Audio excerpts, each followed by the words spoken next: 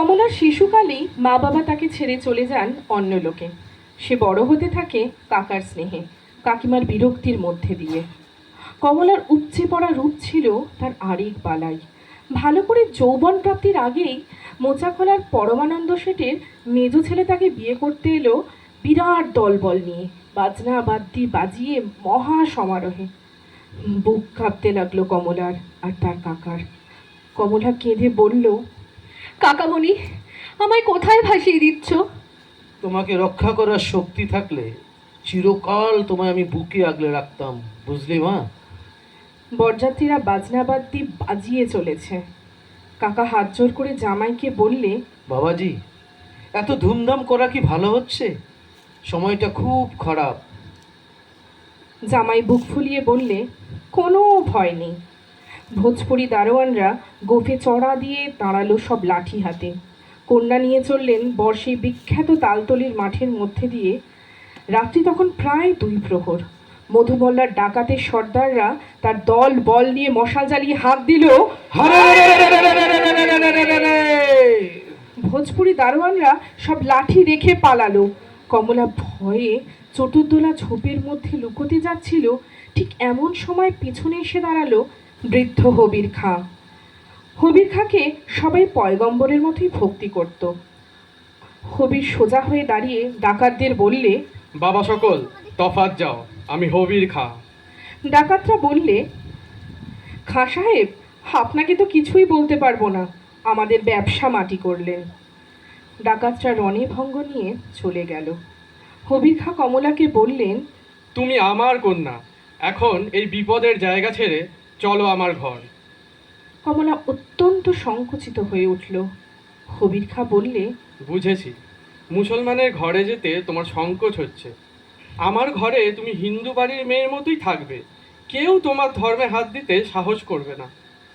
হবির খাঁ কমলাকে তার বাড়ি নিয়ে গেলেন।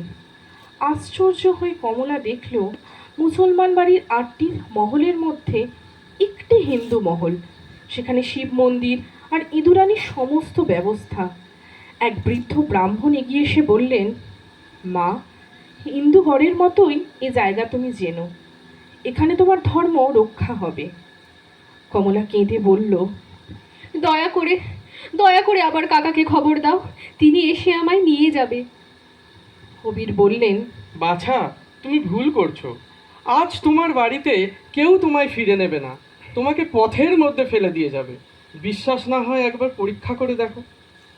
হবির খাঁ কমলাকে তার কাকার খিড়কি পর্যন্ত পৌঁছে দিয়ে সেখানেই অপেক্ষা করতে লাগলেন আর বললেন, স্থান না হলে ফিরে এসো, আমি এইখানেই রইলুম। বাড়ির ভিতরে কাকার গলা জড়িয়ে ধরে কমলা বললে, কাকামণি, তুমি আমাকে ত্যাগ করো না। কাকার চোখ দিয়ে জল পড়তে লাগলো। কাকি এসে দেখে বলে উঠল, দূর করে দাও, দূর করে দাও অলক্ষীকে। বেজাতের ঘর থেকে ফিরে এসেছিস, তোর লজ্জা নেই? কাকা বললে, উপায় নেই মা, আমাদের যে হিন্দু ঘর, এখানে কেউ তোমায় ফিরিয়ে নেবে না। মাঝ থেকে আমাদেরও যাত্রা যাবে। কমলা খানিকক্ষণ মাথা হেঁট করে রইল। তারপর ধীর পদক্ষেপে খিড়কির দরজা পার হয়ে হবিরের সঙ্গে চলে গেল। হিন্দু মহলে তাকে স্থান দিলেন হবির খাঁ। নিষ্ঠার সঙ্গে পুজো আচ্চা করে তার দিন কাটতে লাগলো। অবশেষে যৌবনের আবেগ এসে পৌঁছলো কমলার দেহে মনে। একটি ছেলে লুকিয়ে লুকিয়ে আসতে শুরু করলো কমলার মহলে। দুজনে মনে মনে বাঁধা পড়ল। প্রেমের জোয়ারে ভাসাবো দোহারে, বাঁধন খুলে দাও দাও দাও দাও, ভুলিব ভাবনা, পিছনে যাবো না, পাল তুলে দাও দাও দাও দাও। প্রেমের জোয়ারে ভাসাবো দোহারে, বাঁধন খুলে দাও দাও দাও দাও।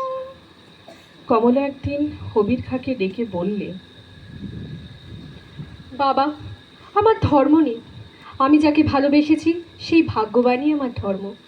যে ধর্ম আমাকে চিরকাল জীবনের ভালোবাসা থেকে বঞ্চিত রেখেছে, অবজ্ঞার আস্তাকুড়ের পাশে ফেলে রেখে দিয়েছে, সেখানে দেবতার প্রসন্নতা আমি দেখতে পেলুম না। প্রথম ভালোবাসা পেলুম বাপজান আমি তোমার ঘরে। ভালোবাসা আর সম্মানের মধ্যে যে দেবতাকে দেখলুম, তিনি হিন্দুও নন, মুসলিমও নন, তাকেই আমি ভালোবেসেছি। ওর সঙ্গেই আমার ধর্মকর্ম বাধা পড়েছে। তুমি আমাকে মুসলমান করে তোমার ঘরে নাও। অনেকগুলো দিন কেটে গিয়েছে। করিমের ভালোবাসায় কবির খাঁর পরিবারের দেওয়া সম্মানে জীবন এখন কানায় কানায় পূর্ণ। তার নাম এখন মেহেরজান। এরই মধ্যে তার কাকার দ্বিতীয় মেয়ের বিয়ে হলো। শ্বশুরবাড়ি যাওয়ার পথে আবার তালতলির মাঠে সেই এক বিপদ। পথের মধ্যে হুঙ্কার দিয়ে পড়ল ডাকাতের দল, কিন্তু তারই পেছনে হুঙ্কার আরেক দলের। কবির খাঁর চেলারা এসে দাঁড়ালো। নববধূকে সসম্মানের সাথে শ্বশুরবাড়ি যেতে বাধা দেওয়া চলবে না। কন্যাপক্ষকে কন্যাকে ফেলে যখন পালাতে যাচ্ছে, ঠিক তখনই দেখা দিল কবির খাঁর অর্ধচন্দ্র আঁকা পতাকা বাঁধা বর্ষার ফলক। সেই ফলক নির্ভয় নিয়ে দাঁড়িয়ে আছেন এক রমণী। সেই রমণী আর কেউ নয়, কমলা, কবির খাঁর পুত্রবধূ।